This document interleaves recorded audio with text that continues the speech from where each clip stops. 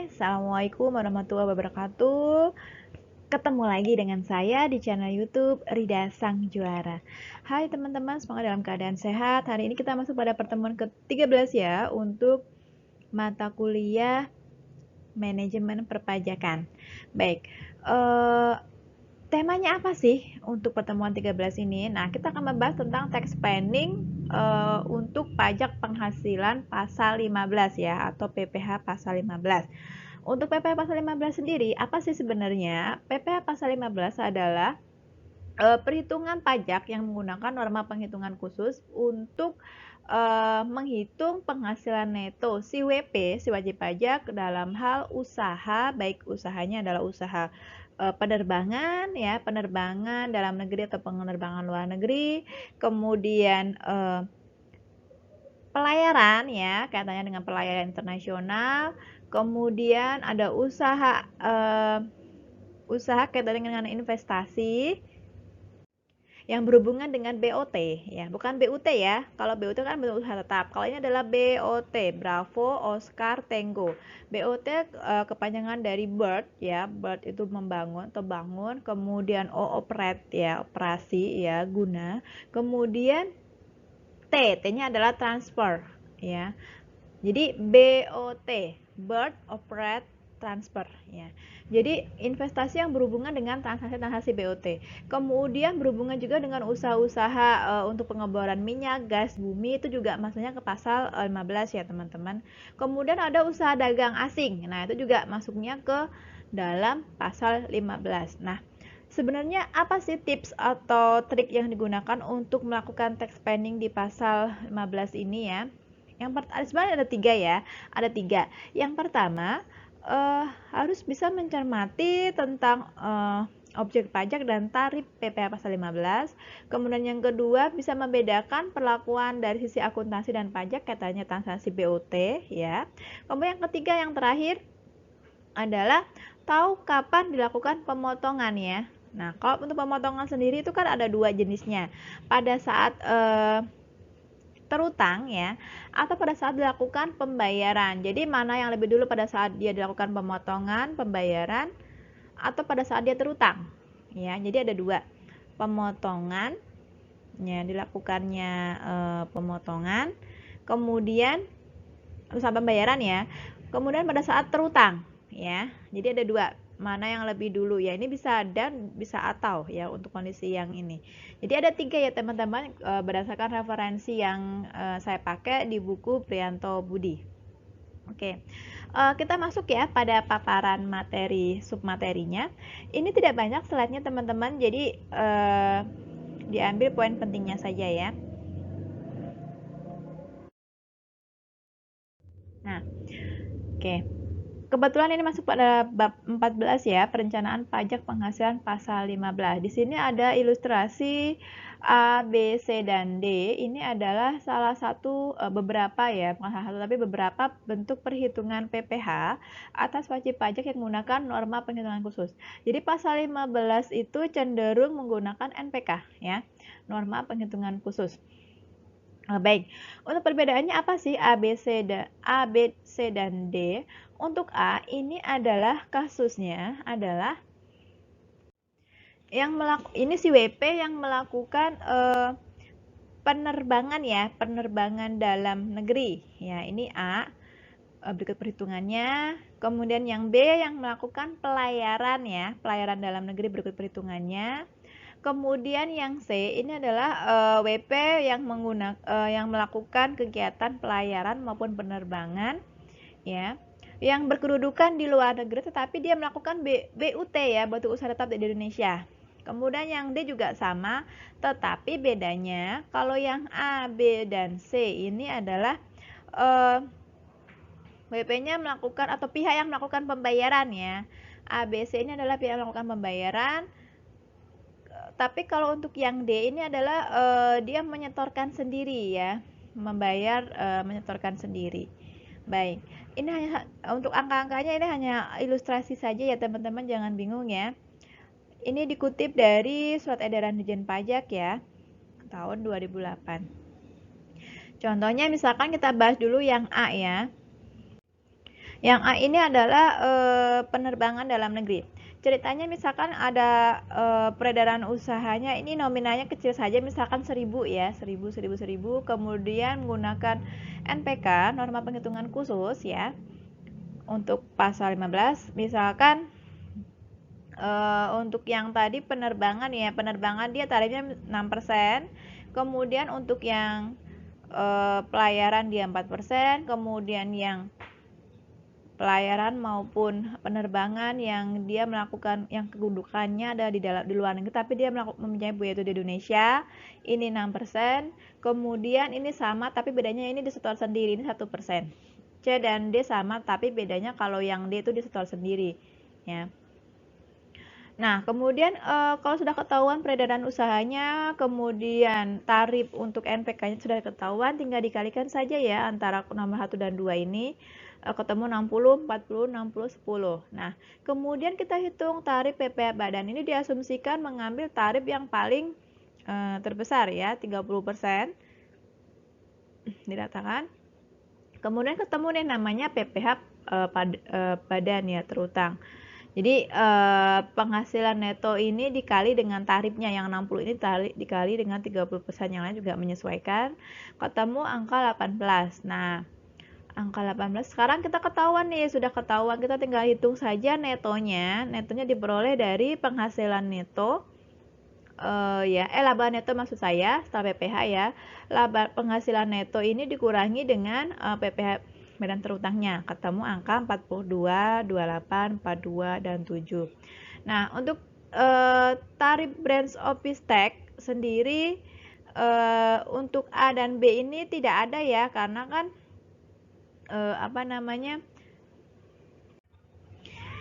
ya, untuk A dan B ini dia tidak kena tarif branch profit tax ya. Kita tahu apa sih BPT ini? BPT ini adalah salah satu bentuk pajak penghasilan tambahan yang dikenakan kepada penghasilan neto BUT.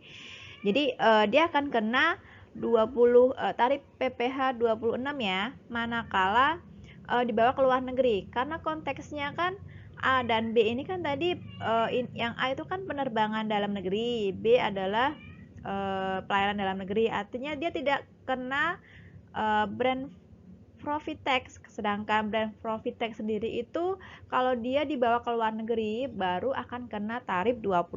Makanya ini 0, kemudian karena ini dibawa ke luar negeri C dan D ya, akhirnya dapat tarif ya, dikenakan tarif 20 ya. Begitu. Kemudian untuk total BPT-nya tinggal dikalikan saja laba neto setelah PPh badan dikali dengan tarifnya ya. Ketemu angka sekian, 00, 8,4, 1,4. Nah, kemudian kita tinggal totalkan saja nih PPh-nya diperoleh dari PPh badan terutang ditambah dengan BPT-nya, ketemu angka sekian ya, 18, 12, 26,4 dan 44 dan seterusnya.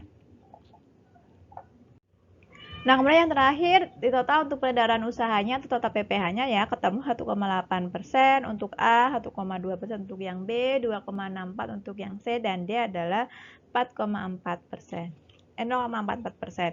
Sifatnya bagaimana sih? Untuk yang A ini sifatnya tidak final ya, jadi bisa dikreditkan, kemudian yang B ini sifatnya final, kemudian C ini juga final, yang D juga dia sifatnya final.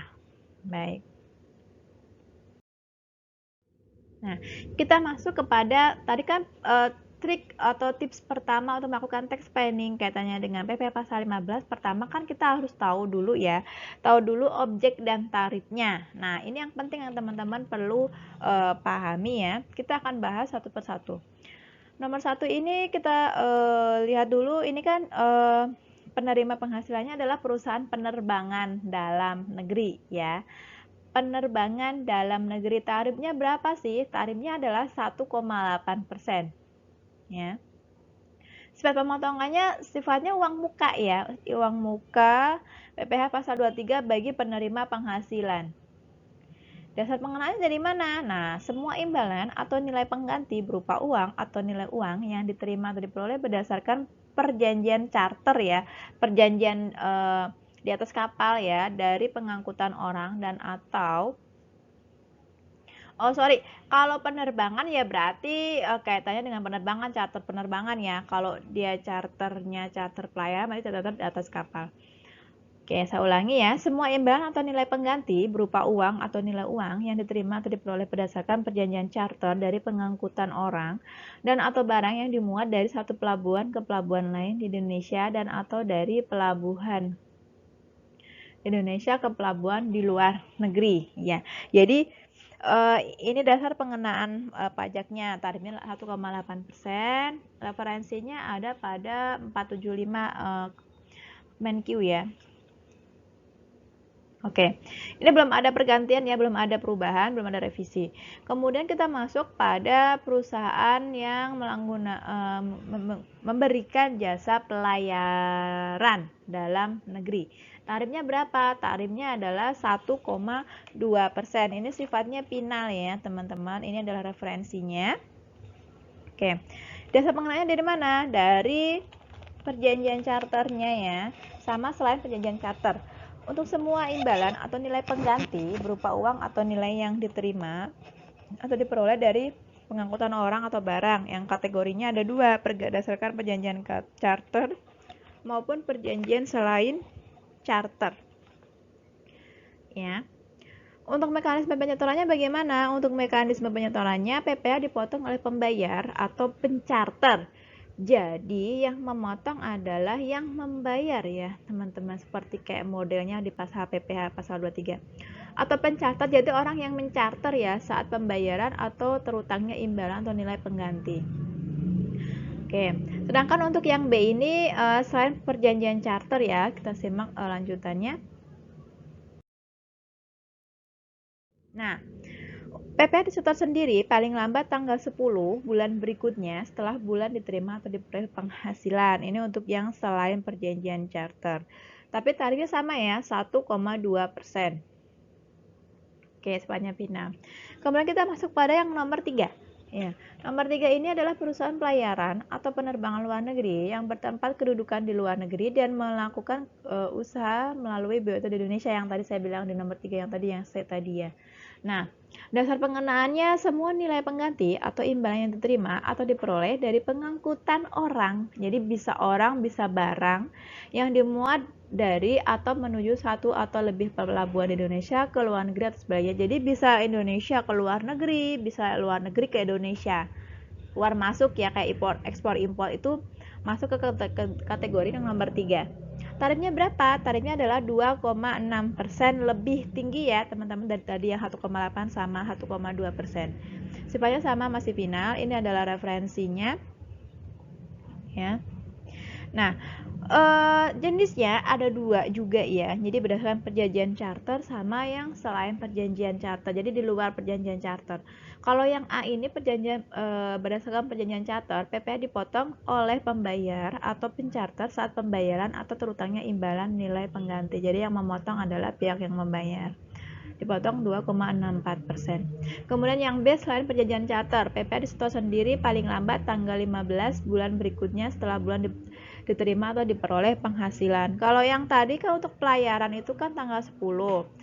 Itu hanya untuk pelayaran dalam negeri. Kalau yang ini adalah yang mix ya, nomor 3 ini bisa sampai tanggal 15 di bulan berikutnya.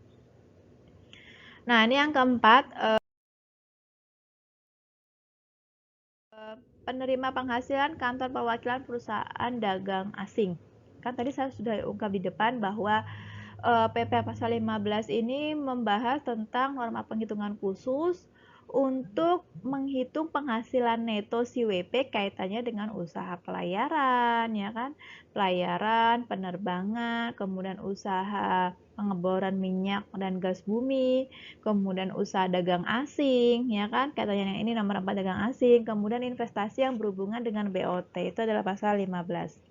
Dasar pengenaannya bagaimana? Nilai ekspor bruto, yaitu semua nilai pengganti atau imbalan yang diterima atau diperoleh wajib pajak luar negeri yang mempunyai kantor perwakilan dagang di Indonesia dari penyerahan barang kepada orang pribadi atau badan yang berada atau bertempat kedudukan di Indonesia. Ini dasar pengenaannya.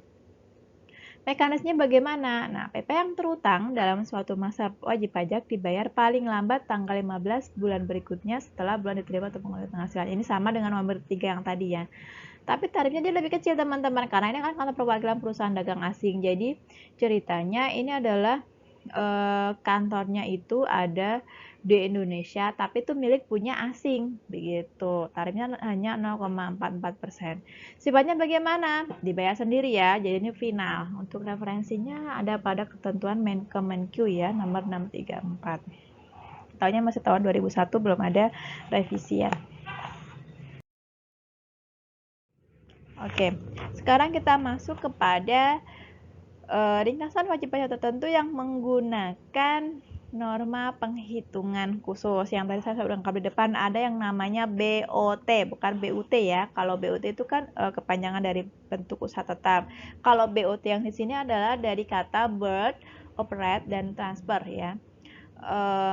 Bangun, guna, dan serah, begitu bahasa dari kalau diversikan Indonesia. Jadi ada perbandingan antara BOT dengan kontrak manufacturing, teman-teman. Ya. Perbedaannya di mana?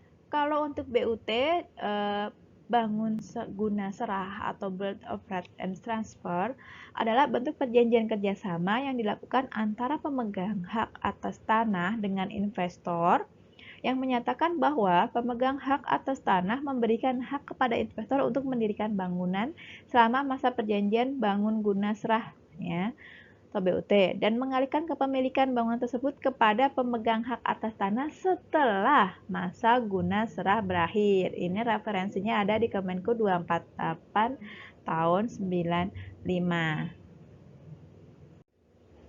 Oke, untuk penjelasannya, di dalam keputusan Menkyu di atas yang tadi ya, tidak diatur norma penghitungan khusus, tapi perlakuan khusus PPh bagi pihak-pihak yang melakukan kerjasama dalam bentuk perjanjian BOT, khususnya perlakuan PPh atas bangunan yang di BOT-kan. Karena PSK 39 itu kan isinya kerjasama operasi yang mengatur perlakuan akuntansi untuk BOT sudah dicabut sejak 2012. Perlakuan akuntansi BOT mengacu pada PSAK 30. Ini yang terbaru ya teman-teman ya, yang 39 dicabut. 39 itu tentang kerjasama operasi. Itu sudah dicabut, diganti dengan PSAK 30, tapi namanya bukan kerjasama operasi lagi ya, tapi sewa, hanya sewa saja. Akibatnya secara pajak dan kontrak transaksi tetap masih berbentuk, tapi secara akuntansi transaksi BOT tersebut diperlakukan sebagai sewa pembiayaan. Jadi fungsinya dia sebagai financial lease ya, bukan operating lease, tapi sebagai financial sistem pembiayaannya. Secara substansi, investor menggunakan aset tanah dan membayar sejumlah imbalan kepada pemilik aset tanah, sehingga transaksi demikian disebut dengan sewa. Jadi ini adalah perlakuan BOT dari sisi akuntansi ya, dianggap jadi BOT itu dianggap sebagai financialist, sebagai sistem pembiayaan ya, atau sewa pembiayaan. Baik.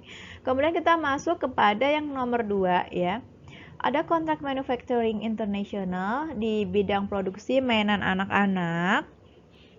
Ini contohnya adalah wajib pajak yang melakukan kegiatan usaha jasa maklun atau kontrak manufacturing internasional adalah wajib pajak badan dalam negeri yang melakukan jasa pembuatan atau perakitan barang berupa produk mainan anak-anak dengan bahan-bahan, spesifikasi, petunjuk teknis, dan penentuan imbalan jasa dari pihak pemesan yang berkedudukan di luar negeri dan mempunyai hubungan istimewa dengan wajib pajak. Nah, nanti saya sambung di belakangnya ya. Nah, jadi model jasa maklun ini seperti job order costing gitu ya teman-teman ya. Kalau teman-teman pernah belajar tentang akuntansi biaya ya, ada costing biaya begitu kan, atau mungkin ada yang namanya model. Jadi kita order sesuai dengan pesanan ya, job order costing sesuai dengan orderan. Kalau misalkan ada orderan, ada pesanan yang kita baru buat, nah seperti kayak sistem tukang jahit ya, itu juga namanya jasa maklun. Sama halnya seperti mainan. Nah, jadi mainan karena ini perusahaan manufaktur ya, jika ada pesanan atau orderan gitu bahasanya ya, kaitannya dengan mainan anak-anak ya kan, kemudian rakitan ya kan, itu masuknya ke kontrak manufacturing ya. Oke, di dalam praktek belum ditemukan contoh perusahaan jenis yang menerapkan keputusan Menku di atas. Ini masih langka ya teman-teman ya, jadi masih sedikit sekali. Oke, selanjutnya yang B tadi udah saya baca yang ini. Norma penghitungan khusus untuk menghitung penghasilan neto ditetapkan sebesar 7%. Jadi untuk kontrak manufacturing ya atau jasa maklun ini tarifnya adalah 7% dari seluruh biaya pembuatan atau perakitan barang, tidak termasuk biaya pemakaian bahan baku direct material exclude ya atau not, nggak masuk ya. Keputusannya ini pada Kementerian Keuangan nomor 543 tahun 2002. Jadi teman-teman cukup simpel ya untuk PPh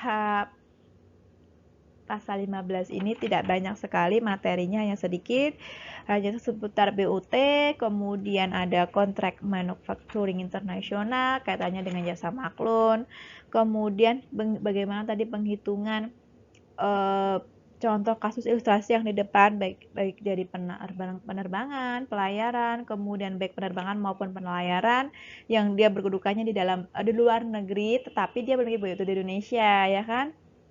Kemudian bagaimana untuk kantor perwakilan asing punya orang luar negeri tapi ada di Indonesia. Nah, tadi sudah diilustrasikan cara menghitungnya berikut tarif-tarifnya ya. Jadi hanya seputar itu ya untuk PPh pasal 15. Yang penting teman-teman harus jeli ya dan harus ingat tarif-tarifnya 1,8%, kemudian 1,2, 2,64 itu untuk apa ya kan, yang saya sudah ungkap di depan. Jadi untuk pasal 15 ini cukup simple ya, cukup simple.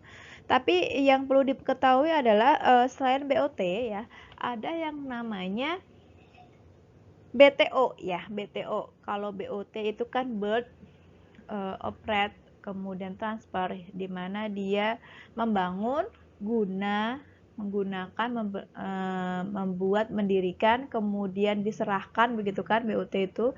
Nah, ada yang namanya BTO. Kalau BTO sendiri itu ada bangun, serah, dan kelola. Jadi sedikit berbeda ya. Nah, perbedaan yang mendasar antara BOT dengan BTO. Kalau yang BTO itu kan dia membangun, kemudian digunakan, dikelola. Tadinya kan dia tanah nih, jadi contoh kasusnya seperti ini kalau untuk BTO itu. Jadi ceritanya ada dua pihak, si A dan si B. Si A yang memiliki tanah, si B sebagai investornya. Ya, pihak pengelolanya misalkan. Nah, si A meminjamkan menyewakan tanah ke si B. Nah, si B ini nanti selain dia mengelola tanah, dia juga mendirikan bangunan. Mungkin ada mall, ada apartemen, ada waterboom, ada mungkin bioskop dan lain-lainnya. Nah, kalau sudah jadi pada saat deadline misalkan dia 30 tahun sudah selesai, baru akan diserahkan kembali asetnya ke si A ya. Jadi konteksnya si A dan si B ini dia yang si A yang memiliki hak tanah, sudah termasuk bangunan-bangunan yang dibangun tadi, yang didirikan.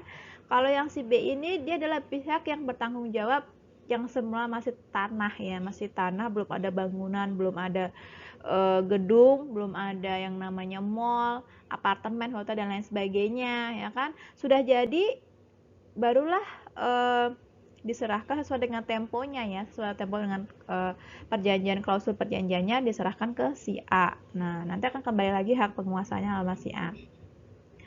Nah, itu kalau untuk BOT. Tetapi kalau BTO itu kan bangun ya, bangun, serah, kelola. Habis dibangun diserahkan dulu, tidak dikelola dulu tapi dibangun ya, ada tanah ya kan, tanah dibangun, kalau sudah dibangun diserahkan pada pemiliknya, habis itu baru dikelola gitu loh. Jadi agak sedikit berbeda ya. Kalau yang tadi kan dibangun dulu, dikelola dulu, baru diserahkan. Kalau yang BTO itu bangun, dikelola, ya. Bangun dikelola, bangun diserahkan baru dikelola. Nah, itu agak sedikit berbeda antara BOT dan BTO. Baik, untuk penjelasan rincinya nanti teman-teman bisa simak ya di buku Bapak Priyanto Budi yang teman-teman sudah punya ya, bisa dipelajari sendiri. Kalau misalkan masih kurang jelas bisa tanyakan saya ya di kolom komentar, silahkan saja. Dan jangan lupa untuk pertemuan ke-13 ini yang harus teman-teman lakukan adalah menemukan keyword ya, keyword dan diiringi dengan memberikan ulasan kesimpulan. Ditulisnya di mana, Bu? Tulisnya di kolom komentar yang ada di channel YouTube saya sesuai dengan paparan video ini ya untuk kesimpulannya. Jadi tugasnya adalah keyword dan memberikan kesimpulan. Untuk keywordnya apa? Keywordnya simpel, teman-teman. Perhatikan baik-baik. Untuk penulis pertama, keywordnya adalah hashtag A ya. Hashtag A PPH pasal 15 ya. Untuk orang kedua, hashtag B PPH pasal 15. Tidak ada teks planningnya ya, tidak ada nama perencanaan, cukup hashtag A PPH pasal 15, hashtag B pasal 15. Oke, tambahan pajak pasal 15 boleh, nggak ada masalah. Atau saya edikan saja ya untuk keywordnya hashtag A PPH pasal 15, hashtag B PPH pasal 15 dan seterusnya. Itu saja untuk keywordnya. Nah, adapun untuk kesimpulannya silahkan teman-teman menggunakan bahasa sendiri ya, silahkan ditulis di kolom komentar minimal 200 kata ya. Kata menggunakan bahasa sendiri, tidak mengambil referensi dari, tidak sama persis dengan referensi yang saya paparkan, tapi menggunakan bahasa sendiri versi teman-teman, itu lebih baik menurut saya ya. Jangan lupa untuk like dan subscribe ya untuk bisa mengikuti video-video saya di periode berikutnya atau di sesi-sesi berikutnya, karena metode pembelajaran ini pasti bermanfaat sekali, apalagi tema-temanya tentang perpajakan yang teman-teman ambil sesuai dengan konsentrasinya. Baik, itu saja. Boleh di-share ke teman-teman yang lain sekiranya memang kalau emang materinya bermanfaat ya, bisa untuk pembelajaran lagi, sering-sering belajar lagi. Jika lupa bisa di-replay lagi, bisa dibuka lagi ya, bisa diklik lagi linknya ya, bisa dibuka lagi channel saya. Oke, itu saja. Mohon maaf jika ada kalimat atau tutur kata yang tutur saya yang kurang berkenan ya. Wabillahi taufiq wal hidayah. Wassalamualaikum warahmatullahi wabarakatuh. Terima kasih. Thank you.